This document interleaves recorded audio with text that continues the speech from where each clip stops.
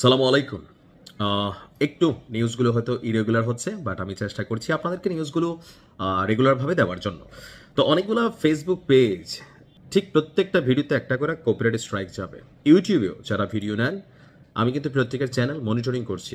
যে কোনো সময় আপনার চ্যানেলেও কপিরাইট স্ট্রাইক যাবে উইথিন 48 আওয়ার্স। এটা একটা ওয়ার্নিং, কারণ আমি চাই না আপনার মনিটাইজেশন করা পেজটা, ফেসবুক পেজ এবং ইউটিউব চ্যানেল নষ্ট হয়ে যাক। যাই হোক, চ্যানেল আপনার নষ্ট হোক না হোক, আজকের এই ভিডিওটা সর্বোচ্চ শেয়ারের আহ্বান জানাচ্ছি যারা ইরানের ফ্যান ফলোয়ার আছেন। একটা গোমট বাধা আবহাওয়া বা পরিবেশ আপনার ইরান এবং মার্কিন যুক্তরাষ্ট্রের মানে বর্তমান সিচুয়েশনটা আমার কাছে মনে হচ্ছে। কারণ আপনি দেখেন যে এই মুহূর্তে ইরানের বিপরীতে মার্কিন যুক্তরাষ্ট্র বড়সড় একটা প্ল্যান করছে, তবে ইরানও ঝুকেঙ্গান হি সালা স্টাইলে আছেন।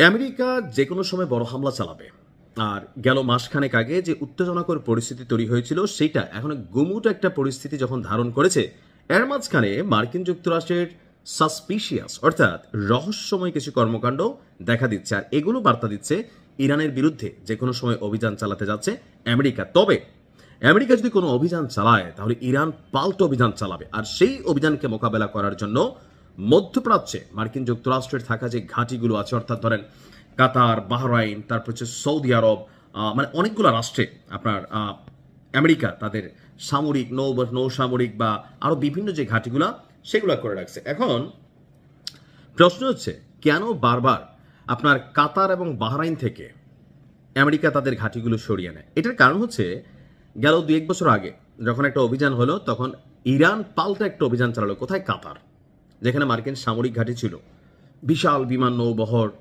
আপনার হচ্ছে এয়ার হ্যাঙ্গার, ঠিক আছে, অনেক কিছু ছিল।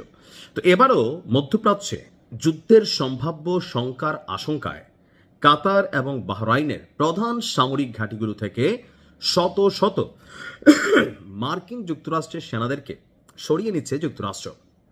গতকালকে নিউ ইয়র্ক টাইমস পেন্টাগন সূত্রের বরাত দিয়ে এই তথ্য দিয়েছেন।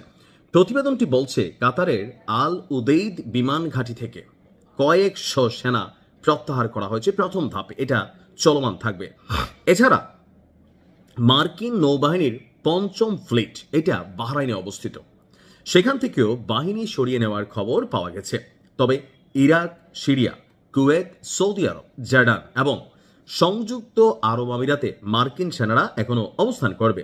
এখন এটারও কারণ আছে, কারণ অতীতে আমেরিকা যখন অভিযান চালাইছিল তখন তারা তাদের কাতার এবং বাহরাইনের যে ঘাঁটি, বাহরাইনে মার্কিন যুক্তরাষ্ট্রের বিশাল নৌবহর একটা আছে, তো সেখানে আপনার কি বলা হয় যে আপনার বিমানবাহী যে রণতরীগুলা, ওইরকম অনেক ধরনের কানেক্টিভিটি আছে। তো যার কারণে এর আগে ইরান এই দুইটা অঞ্চলকে টার্গেট করছে, অন্য জায়গা থেকে আসলে এরকম ঘটনা ঘটে। ইরানের উপর সম্ভাব্য মার্কিন হামলার পরিকল্পনা হিসাবেই আপনার পাল্টা পদক্ষেপ হিসেবে ইরান যদি কোনো অভিযান চালায়, সেটার সতর্কতামূলক ব্যবস্থা হিসাবে এই পরিকল্পনা গ্রহণ করা হয়েছে। ধারণা করা হচ্ছে যে তেহরান পাল্টা অভিযান পরিচালনা করার জন্য তারা তাদের সর্বোচ্চ শক্তি প্রস্তুত করেছে। এখন জাতিসংঘে ইরানের মহাসচিব তিনি একটা সতর্ক বার্তা পাঠিয়েছেন মার্কিন যুক্তরাষ্ট্রের বিরুদ্ধে, যে যদি ইরান আক্রান্ত হয় তবে এই অঞ্চলে শত্রু বাহিনীর সকল ঘাঁটি, স্থাপনা এবং সম্পদ ইরান তাদের বৈধ লক্ষ্য হিসাবেই চিহ্নিত করবে, অর্থাৎ ইরান ঝুঁকবে না। আমরাও চাই না ইরান ঝুঁকুক, খেলা জমুক। ভালো থাকুন, আসসালামু আলাইকুম।